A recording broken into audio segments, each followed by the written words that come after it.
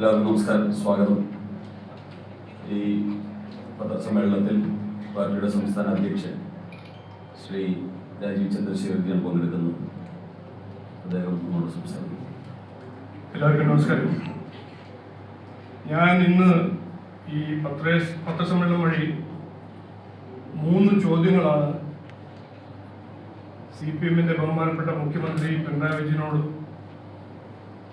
കോൺഗ്രസിന്റെ മുതിർന്ന നേതാവായ സോണിയാഗാന്ധിയോട് ചോദിക്കാൻ ആഗ്രഹിക്കുന്നു. ആദ്യത്തെ ചോദ്യം ബഹുമാനപ്പെട്ട മുഖ്യമന്ത്രിയോടാണ്. അദ്ദേഹം ഭരണഘടനയിൽ വിശ്വസിക്കുന്ന ഒരാളാണെന്ന് വ്യക്തിയാണെന്ന് ഞാൻ വിശ്വസിക്കുന്നു. ഭരണഘടനയിൽ കൈവച്ച് സത്യപ്രതിജ്ഞ എടുത്ത ഒരു മുഖ്യമന്ത്രിയാണ്. എന്നിട്ട് എന്ത് കാരണമാണ്, എന്തുകൊണ്ടാണ് അദ്ദേഹം, എൻ്റെ ആദ്യത്തെ പ്രശ്നമാണ്, കേരള ലോകായുക്ത ആക്ട് 99 പ്രകാരം ഒരു ലോകായുക്ത അല്ലെങ്കിൽ ഉപ ലോകായുക്ത ആയ ഒരു വ്യക്തി ഓഫീസ് ഓഫ് പ്രോഫിറ്റോ ഒരു ഓർഗനൈസേഷന്റെ ഭാഗമാവാൻ പാടില്ല എന്ന് മനസ്സിലാക്കിയിട്ടും ജസ്റ്റിസ് ബാബു മാത്യു പി ജോസഫിനെ ഓംബുഡ്സ്മാൻ ആക്കുന്നു. Justice Babu Mathew P Joseph ഉപലോകായുക്തയായിരുന്നു.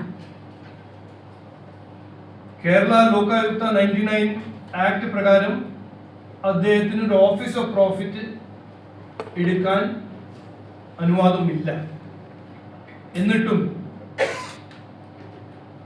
ബഹുമാനപ്പെട്ട മുഖ്യമന്ത്രി അതിനെ ലംഘിച്ച്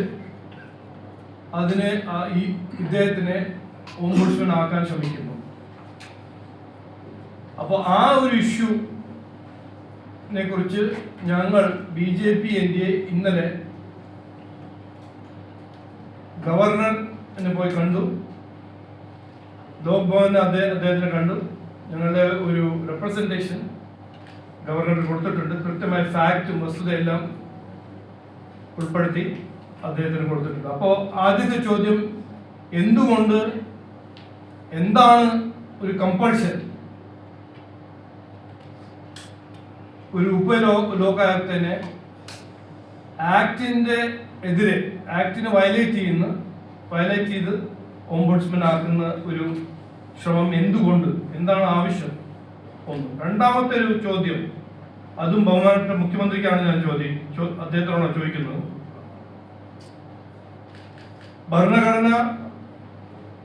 ഭരണഘടനയുടെ മേൽ ഞാൻ പറഞ്ഞല്ലേ, സത്യപ്രതിജ്ഞ എടുത്ത ഒരു ബഹുമാനപ്പെട്ട മുഖ്യമന്ത്രി അസംബ്ലിയിൽ ഗവർണർ സ്പീച്ച് ചെയ്യുന്നു. പക്ഷേ അസംബ്ലിന്റെ മിനിറ്റ്സ് റെക്കോർഡ്സിന്റെ ഭാഗമായി മറ്റൊരു സ്പീച്ച് മുഖ്യമന്ത്രി കേൾക്കുന്നു. ഇത് എന്താണ് നടക്കുന്നത്? എന്താണ്? ഒരു സിസ്റ്റം ഒന്നുമില്ലേ? ഭരണഘടനയെല്ലാം മറന്നോ? ഗവർണർ അവിടെ സംസാരിക്കുന്ന കാര്യങ്ങളല്ല ലെജിസ്ലേറ്റീവ് അസംബ്ലിന്റെ റെക്കോർഡിൽ കേട്ടിട്ടുണ്ട്. ഇത് എന്തും ചെയ്യാനൊരു രീതി എവിടുന്നാണ് ബഹുമാനപ്പെട്ട മുഖ്യമന്ത്രി ഇത് പഠിക്കുന്നത്?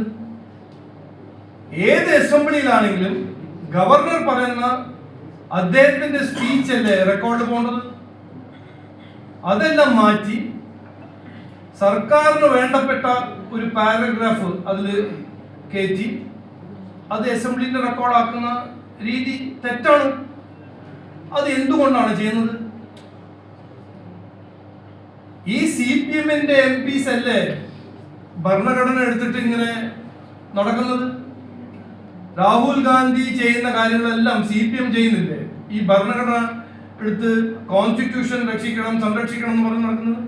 പിന്നെ ഒരു ബേസിക് ഇഷ്യൂ, ഭരണഘടനയിൽ ഒരു ബേസിക് ഇഷ്യൂ, ഗവർണർ പ്രിസൈഡ് ചെയ്യുന്ന അസംബ്ലി പ്രിസൈഡ് ചെയ്യുമ്പോൾ ഗവർണറുടെ സ്പീച്ച് എംഎൻഡി എന്ന് ഒരു പ്രാക്ടീസ് ആദ്യമായിട്ടാണ് ഈ നാട്ടിൽ ഇന്ത്യയിൽ നടക്കുന്നത്. അപ്പോൾ അത് എന്തുകൊണ്ട്? അത് രണ്ടാമത്തെ ചോദ്യം. മൂന്നാമത്തെ ചോദ്യം കോൺഗ്രസിനോടാണ്. ഇവിടെ ഇന്ത്യൻ യൂണിയൻ മുസ്ലിം ലീഗും ജമാഅത്തെ ഇസ്ലാമിയും എല്ലാം സെക്യുലർ സംഘടനകളാണ് എന്ന് പറഞ്ഞു നടക്കുന്ന കോൺഗ്രസ്, സോണിയാഗാന്ധി പാർട്ടി പ്രസിഡന്റ് ആവുമ്പോൾ കോൺഗ്രസ് ഭരിക്കുന്ന സർക്കാരായിരുന്നു കേരളത്തിൽ. എന്തുകൊണ്ട്, എന്തായിരുന്നു എജൻഡ? ഈ സോണിയാഗാന്ധിന്റെയും ഉണ്ണികൃഷ്ണൻ പോറ്റി, സ്വർണ്ണക്കൊള്ള ദല്ലാലായ ഉണ്ണികൃഷ്ണൻ പോറ്റിന്റെ മീറ്റിംഗിന്റെ കാരണം അത് സോണിയാഗാന്ധി പറയണ്ടേ? ഇന്നലെ മാധ്യമ സുഹൃത്ത് കോൺഗ്രസിന്റെ ഒരു ലീഡർ KC വേണുഗോപാലോട് ചോദിച്ചപ്പോൾ അദ്ദേഹം പറഞ്ഞു, ആ കണ്ടു, പിണറായി വിജയൻജി കണ്ടല്ലോ. അപ്പൊ പിണറായി വിജയൻജി ദല്ലാലെ കാണുമ്പോൾ സോണിയാഗാന്ധി കാണണോ?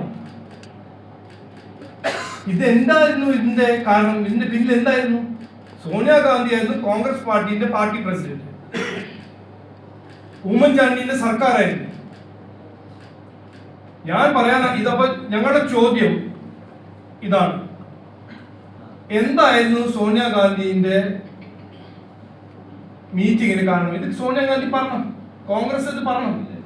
ഇനിയിപ്പോ പിണറായി വിജയനും ഈ ദല്ലാലിനെ കണ്ടു, ഒരു മറുപടി ഒന്നുമല്ല, അതൊരു ഉത്തരമൊന്നുമല്ല. ഇത് മൂന്നാമത്തെ ചോദ്യമാണ്.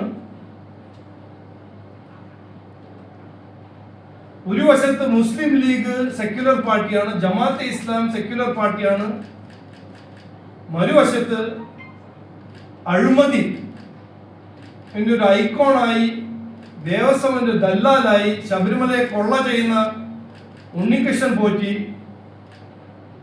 ഡൽഹിയിൽ കാണുന്ന സോണിയാഗാന്ധിയുടെ ചിത്രം. അപ്പോൾ ഇത് എന്തുകൊണ്ട് ചെയ്തു? എന്താണ് സോണിയാഗാന്ധിയും കോൺഗ്രസിന്റെയും ഉണ്ണികൃഷ്ണൻ പോറ്റിന്റെ റിലേഷൻഷിപ്പ്?